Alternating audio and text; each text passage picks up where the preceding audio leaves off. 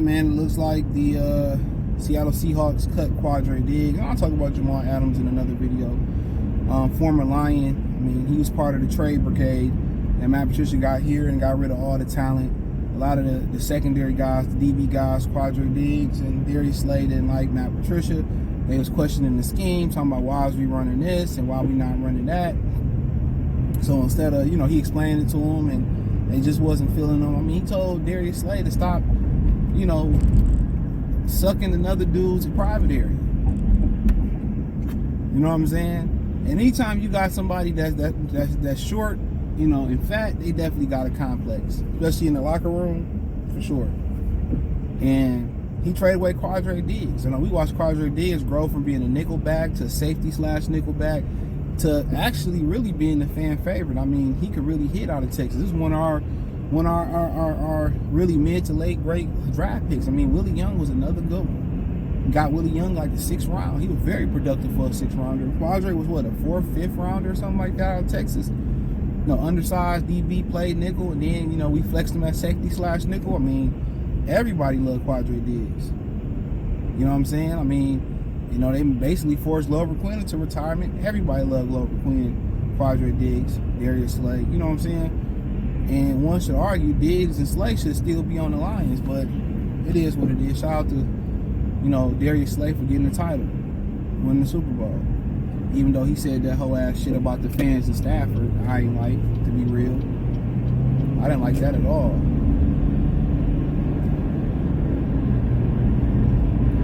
The fans should be cheering fuck Stafford. And I said it. He ain't win nothing, bro. But let's talk about Quandre Diggs. Check out Detroit Lions Talk playlist. Thumbs up the video, share the video, subscribe to the channel. And really, you got to ask yourself where can he fit in with the Detroit Lions at? That's the number one question. Where does he fit? F.A. Melifano was kind of used as a utility worker. You know what I'm saying? He was pretty much used as a utility worker. And, I think, they want to give him that starting safety spot. There's rumors that Gardner Johnson could be headed back to Philly. I would love to keep him, but I understand. You know what I'm saying? You got F.A., you got, Kirby Joseph. The thing about F.A. Melifano, why they may be talking about drafting safety, is because he don't be staying healthy. So, I mean, obviously you can put Burns, back at safety, Brian Burns, and you can put Cam Sutton into the slot and, find some corners. And I've been kind of advocating for Cam Sutton to go to safety. He'd be better as a safety / nickel. He's terrible as an outside corner, 1 or 2. As a nickel, he might be good, so you can kind of have that versatility there. But, Quandre can play the nickel and hold his own. He can play the safety and hold his own. He can play the diamond and hold his own. But, for the most part, Melifano got the job. So really at this point is you just finding somebody to assist him and step in if you get injured. But they got to, bring in with Gardner Johnson or was it Quandre Diggs, you got a lot of versatility there. And what I mean by having a lot of versatility there, Diggs or Gardner Johnson, they can play the nickel or the safety. Burns can play the nickel or the safety. Gardner Johnson guards some outside receivers. So that's the crazy thing about it. You got a lot of versatility no matter who you bring in. Quandre can play safety. He can play in the box. He can play the nickel. He can play the deep half. So they got a lot of versatility with options they got. But I think Quandre Diggs is probably go, to a contender or who pay him the most money, to be honest. So he deserved to be a certified starter. He probably gonna go to a contender. Would love to have him back, but really, F.A. Melifano, if he remains healthy, it's just to the point where, you probably just get a young safety. Probably when you look at a guy like Xavier McKinney, neither. He's gonna go somewhere and be the Examundo starter. So yeah, man. So that's pretty much. I just pretty much don't really see a use for him. Now, a little preview about Jamal Adams. You look at a guy like Jamal Adams, and you say, well, look at a guy like Jamal Adams. You're like, well, you can use him. You can put him in the box, a little bit. He can be used as an extended safety, as a joker, linebacker side safety a little bit. You know, he liked to be in the box. You know, and anybody that played that joker position, they never really succeeded in the NFL. Deion Buchanan, there's a couple guys, Mark Barron, you know, and it's not even like they playing power football all over the place. I mean, you got Derrick Henry. He the only one in Tennessee, the only one that's really playing power football. So that's the crazy thing about it.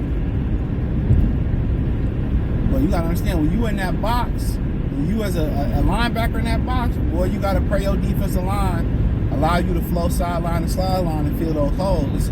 It's a reason why linebackers like 230 or better. It's hard being 200 pounds and making them tackles on the inside. It's one thing to creep up in the box and blitz off the edge or be run support, you know, coming downhill, because you getting a running start a lot of the times, hitting, you know, shit. Derrick Henry 230. What is he, about 6'3", 240? Shit.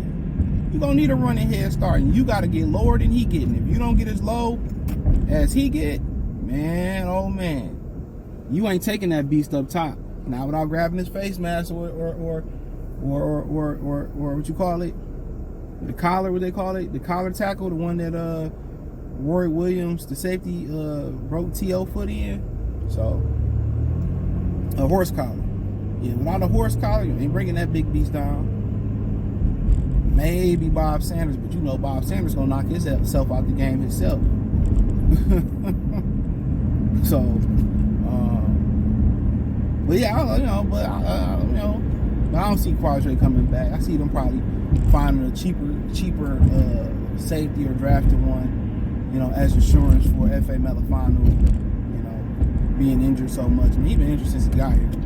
So, like I said before, that's probably why they felt like they wanted to keep 3 prominent safeties. But safety ain't hard. If you can play corner, you can play safety, especially if you can tackle. And he can tackle. I would like to see him stay at corner, in my opinion. You know, it's just too much physical talent, and eventually go to a safety. He got too much physical talent to be a safety, but the way they used him, safety and that corner, they kind of moved him around. So I like the way they used him. They used him as a coverage guy. They used him as a blitzer. They used him as a man-to-man guy. They moved him. They used him as a deep half of the field, as a robber, single high. I mean, you can do a lot of things with him. So him and Kirby Joseph can definitely tackle. So that's one thing you're looking at. They both can definitely tackle. So yeah, Quandre, really, I'm always gonna be a fan of Quandre. So even Darius Slaft, he said them whole ass comments about Detroit Matthew Stafford. I ain't letting it go. But let me know what you girls and guys think, man. Check out Detroit Lions Talk playlist. Thumbs up the video, share the video, subscribe to the channel. Be on my Mr. Rogers, change out my Crocs. Yeah, I wear Crocs. People say, oh, that guy still wear Crocs. Don't care. Crocs rock. And I don't like wearing shoes, so that's just my thing. But hit the link tree. Find me on Spotify, Anchor, Cash App, Venmo, PayPal. Check out Detroit Lions Talk playlist. Don't forget, check out my, other channel, Free Game 89. My main channel, Goodfella TV. All that's inside the link tree. Peace.